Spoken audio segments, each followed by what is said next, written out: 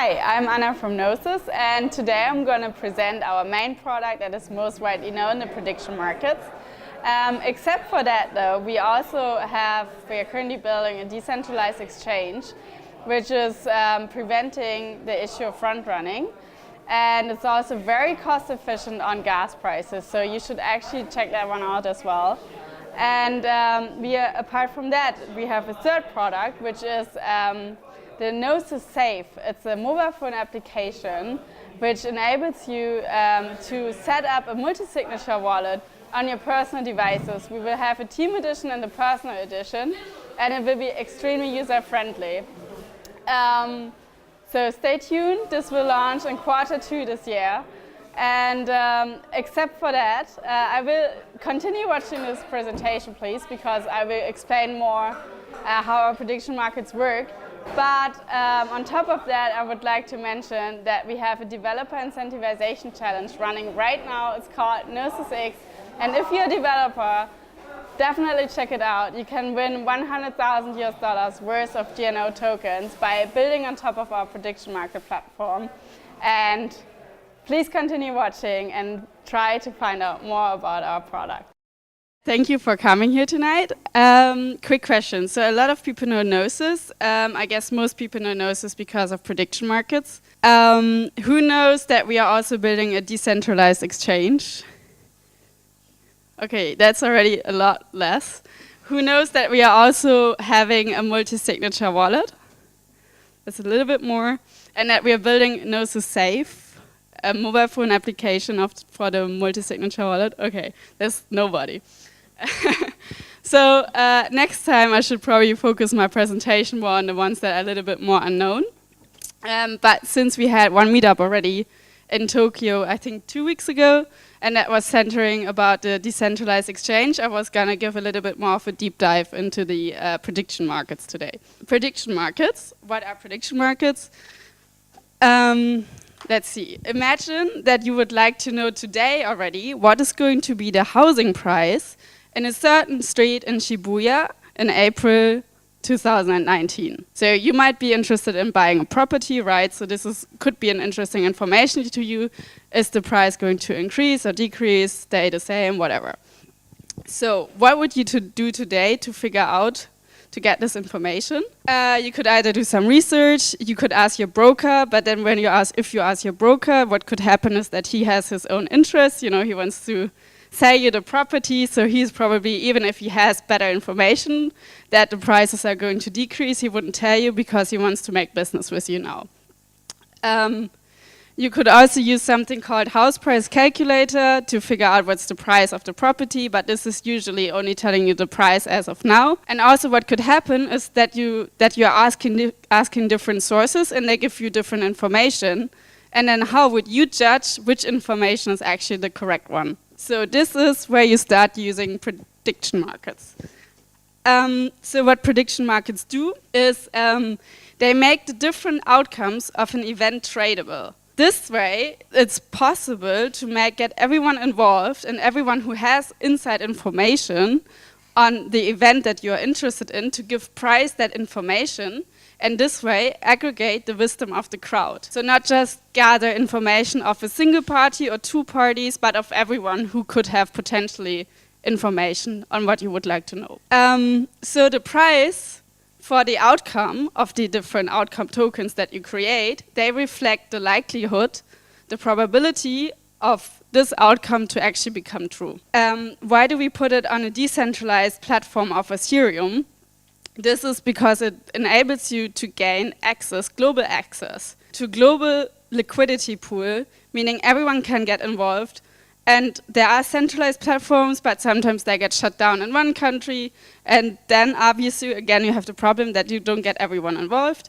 And also another big issue is that you have the problem that you need to have trust into a single party, because always you need to make the resolve of the outcome, right? You need to know, okay, what actually happened, somebody who's resolving the market, to then judge who won, who was right about what they said was gonna happen. So again, that is an issue of trust. You have to trust that one person. Maybe that person is not trustworthy and just wants to make profit him or herself.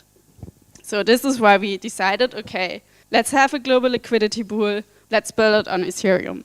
So what do you need to do to set up a market? You have obviously an event, so you create a question, and then you have to cover all possible outcomes. So it could be either a binary outcome, meaning yes or no, or it could have several outcomes. Outcome A, B, or C would happen. Or another option is that if it's something in a price range, then obviously you can't cover all the different prices like $1, $1.1, $1.2, and so on. That would be way too much. So what you have is a scalar market in that case. And you have upper and lower bounds to say, okay, within this price range, it's likely going to be.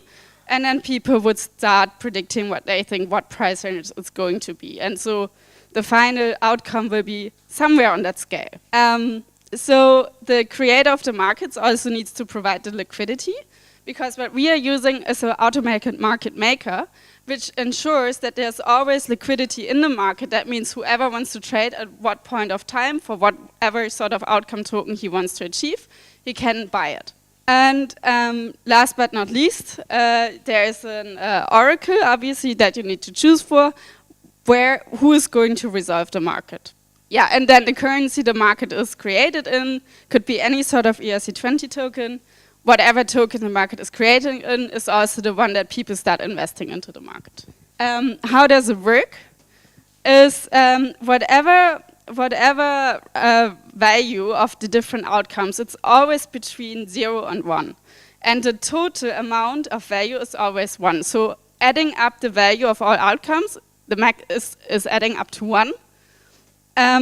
So let's say, for instance, that you start with equal probability. You create a market. You have 3 outcomes, A, B, C. At the beginning, for each of them, the likelihood is 0.33. And what happens is once the market gets resolved, the ones that are not correct, the outcomes that are not correct, in this case, it's outcome A and outcome B, they equal the value 0. And the outcome that's actually correct, in this case outcome C, equals the value 1. So if you started at the very beginning where the value of your token C was 0.33, and you actually picked that token, that's the one you bought, and you hold it until the end of until it gets resolved, then you get 1, meaning you make a profit of 0.77. This is just a slide that shows you basically, again, the different steps, so setting up a market.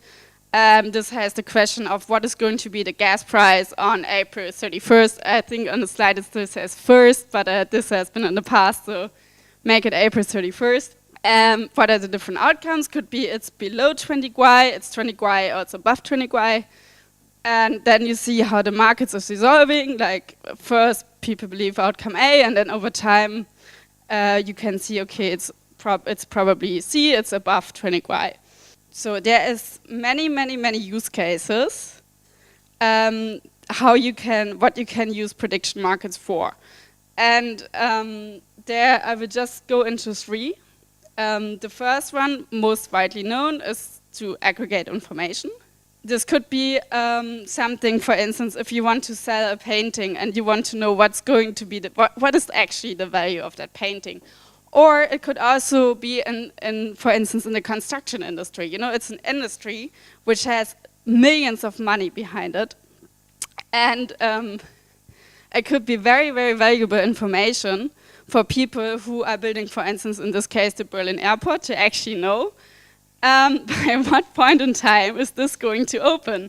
Because if you don't calculate this correct, you might lose a lot of money in terms of logistics and planning costs, infrastructure, and so on. And to avoid this, it's a very useful technique to actually get people involved who usually would not be able to talk to the manager. Some would have other information because they know that it's not according to regulations in Germany or whatever, to participate in a market for an almost guaranteed profit because they know this is not going to open before this amount of time. So let me participate in a market because I will definitely get money out of it. Then there is another use case. It's called future key. It's a governance mechanism. And actually this one is my favorite one because it really helps you in your decision-taking process. It's actually really cool. So what you do is it's a two-step market. You set up first a market saying, okay, should I, let's say I'm Coca-Cola, and I want to hire a new CEO. And I have three options, but I'm not sure which one to choose.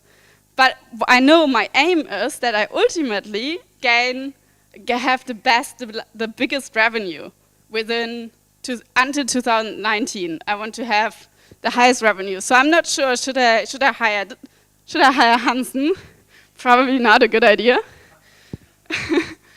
Should I hire Tatu? Already better.